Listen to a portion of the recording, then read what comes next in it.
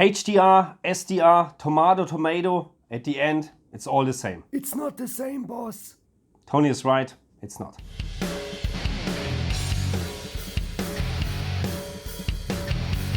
And of course, there's a big difference in terms of brightness between HDR and SDR.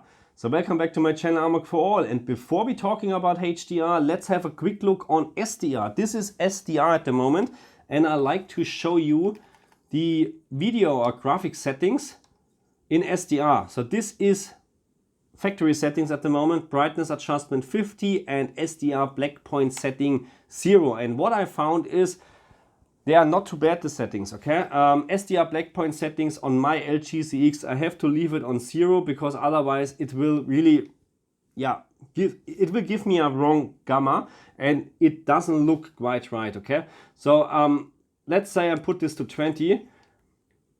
You can actually see that this is not showing more details. It will just brighten up the objects and it doesn't look nice. It really doesn't look nice in my opinion. Oh, there's an enemy. Just give me a second. I just kill a couple of... Bam. I love it. And okay, again, this is not nice. Okay, let's go back to the settings again. In my opinion, on my LG CX, 0 is the right settings. But what I found in SDR and in HDR as well, the game is a little bit too dark. A little bit too dark in my opinion. But not in terms of gamma or something like that. It's really because of the overall brightness. Because you barely can't see anything. I mean, it has nice contrast between very dark and very bright objects like these lights here on the spaceship or aircraft or whatever you call this. But the overall impression from the picture is a little bit too dark. So what I found is, and this counts as well for HDR with a little bit of a difference between HGiG and dynamic tone mapping. I changed this actually from 50 to 55. Not sure if 60 is already too much, but at least 55. I found 55, so now it's 60 of course. 55, maximum 60, depends on your TV as well. That 55 gives you the brightness back. Yeah, again, I think 60 is too much for my TV. So I'm changing this back to 55. And I think 55 is really the sweet spot where you have much more details, but it will not wash out the picture. Not at all. It will just gives you the nice details back what you need. And now I really, really like the picture. And again, this setting here, the brightness adjustment setting is also available in HDR, and in HGiG I'm using exactly the same setting, 55. Okay, let's talk about HDR because that's why we're here for. I'm here for the cake, boss. What cake? Anyway, internal PlayStation 5 calibration. HDR calibration menu is very important in this game because this game supports the internal calibration menu from the PlayStation 5. Not all games are doing this, okay? So keep this in mind, but Returnal is supporting this, which means it also supports HGiG natively. Okay, so make up your mind what mode you like to use, HGiG, dynamic tone mapping off or on, and then set up this menu, okay? You change your mode first, you calibrate the settings here, and then you play the game, okay? If you switch during the game between the modes, it will not add up or end up with the correct settings, okay? So make sure you set up this in the correct way, because what happens if you do this in the complete wrong way, as I have done at this very moment, I will show you now. Okay, so when you set up your PlayStation HDR calibration menu in the absolute wrong way, then you end up with a terrible picture like this. It looks awful, absolutely awful. There's no HDR effect in these lights at all. And because I have set my black level in the menu completely wrong, everything is washed out. There is not a single piece of true black, not at all. This looks just so awful. So usually this is all nice and black and you have a very nice contrast between black and bright stuff, but nothing at all. And of course I like to show you as well how it looks like when we setting up the picture in the correct way.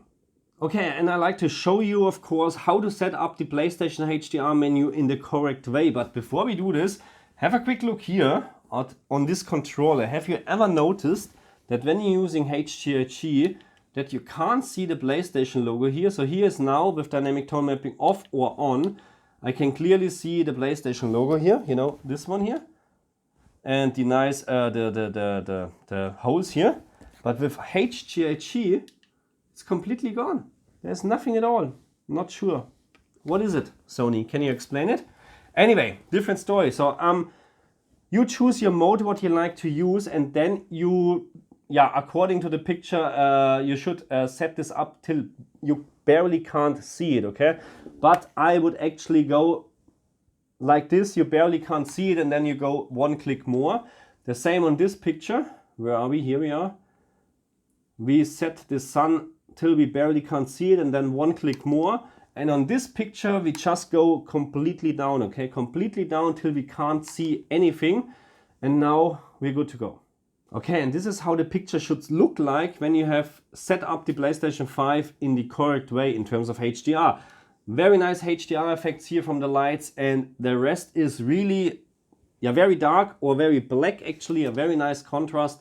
But again, I think actually it's a little bit too dark. The whole picture, especially in HGiG, is very, very dark. So let me just give me a second. And yes, I think 55 gives you a little bit more details, and it will not wash out the picture. It is, I think, the sweet spot, at least on my TV, okay?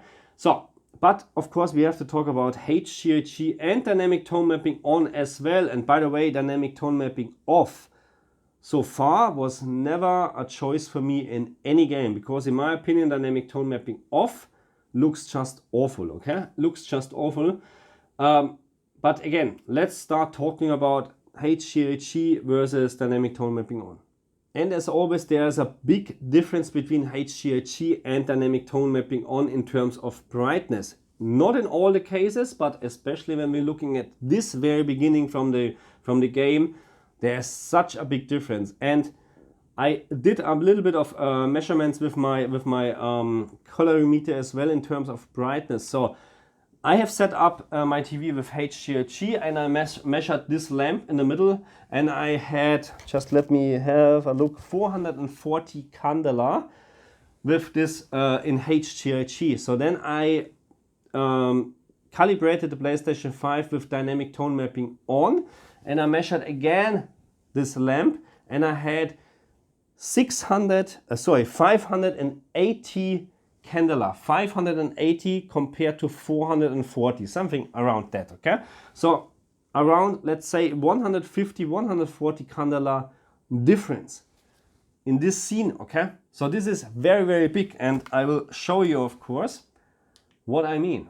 Okay, so I'm very sure my camera can't show you all the nice details here on the lens, but this is not the point at the moment. Right now, HGiG calibrated with HDR or with the menu from the PlayStation 5. So this is dynamic tone mapping on. Can you see this brightness difference? This is wow. And it is more likely the same when I'm doing the calibration with dynamic tone mapping on, and then I switch to HGiG, so it's more likely the same, okay?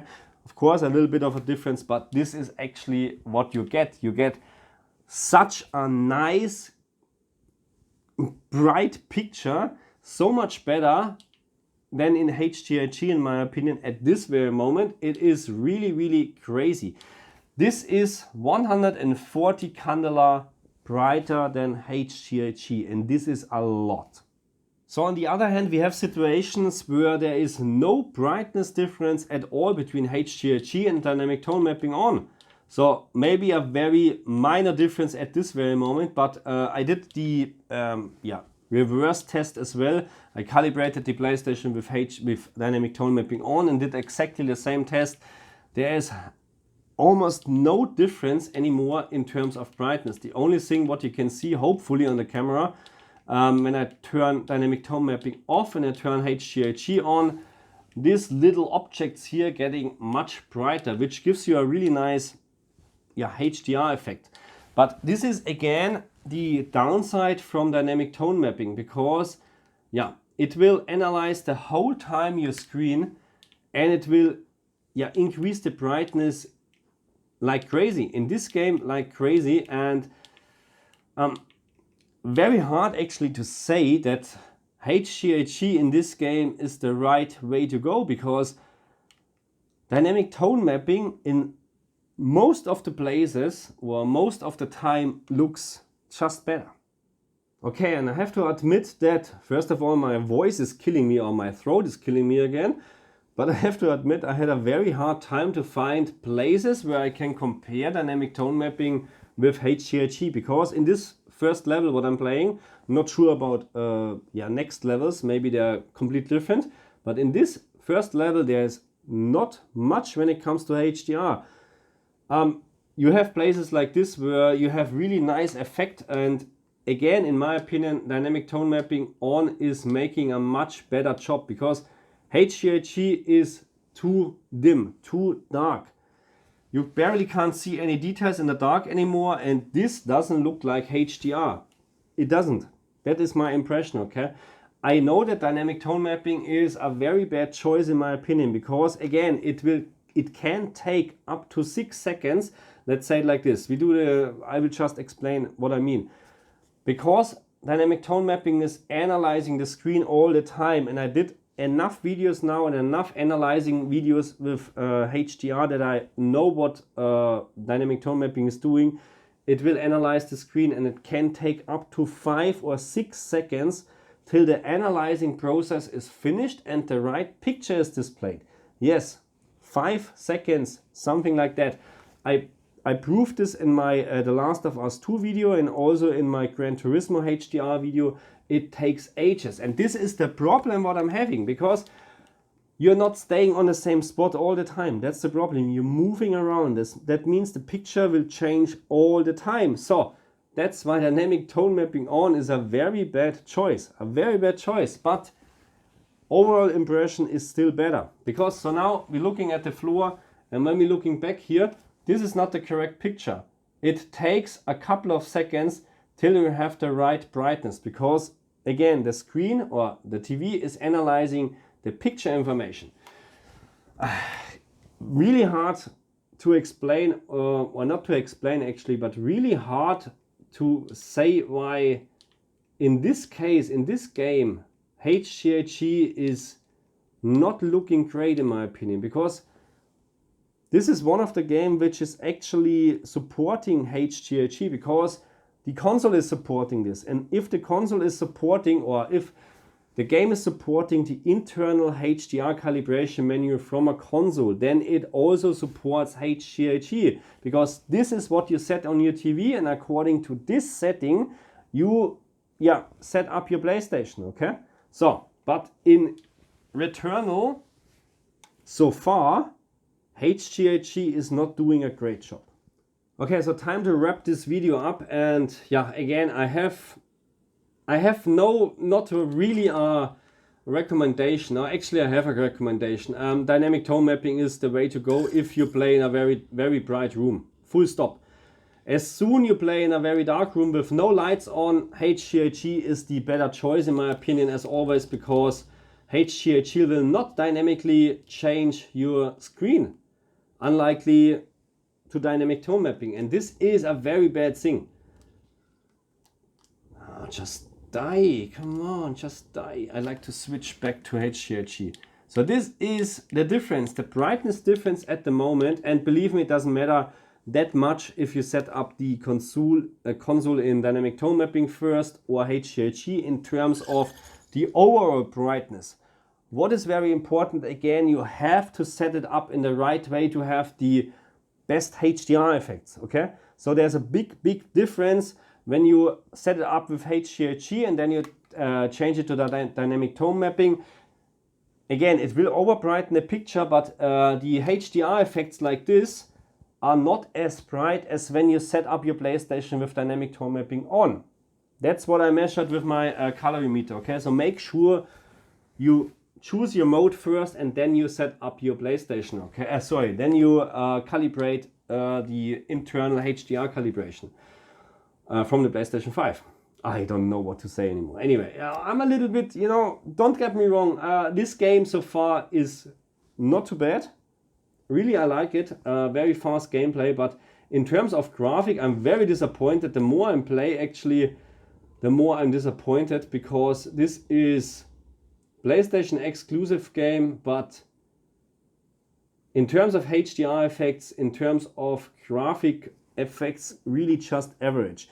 Again, don't get me wrong, there are some moments where you say, okay, wow, this looks actually great, good, but when I look at this at the moment here, this is just, you know what I mean, it's not good at all. Anyway, recommendation again, HGiG for a very dark room if you have no lights on at all. If you play in a room with lights on, dynamic tone mapping, okay? And also what I would recommend, change your brightness SDR or brightness adjustment level when you play, if you play in HGiG from 50 to 55. In dynamic tone mapping on, it is not necessarily, but it will also help you a little bit to see a little bit more in the darker objects or darker areas. But yeah, dynamic tone mapping is brighten up the picture enough that you can see everything. So again, HGiG darkroom, darkroom, that sounds great. No, okay, HGiG if you play in a very dark room, and dynamic tone mapping if you play in a bright room. I'm not even saying very bright room, just bright room, okay? This game is just, I think, not made for HGiG.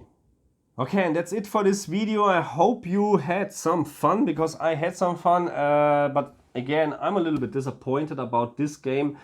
Not about the gameplay. The gameplay so far is great, and I'm looking forward to play more if I find some time, because I have to do videos for you guys, and that actually brings me to a point. If you're new to my channel, please do me a big favor, subscribe to my channel, leave me a like, or also leave me not a like, dislike the video, but then please explain to me why you dislike this video, okay? Because I like to improve my channel. I like to, yeah, I don't know what I like to actually. I really have no idea. I like to get my throat fixed, to be very honest. My bloody voice is killing me. Anyway, that's for this video. I say thank you very much for watching me, and I see you next time. Bye.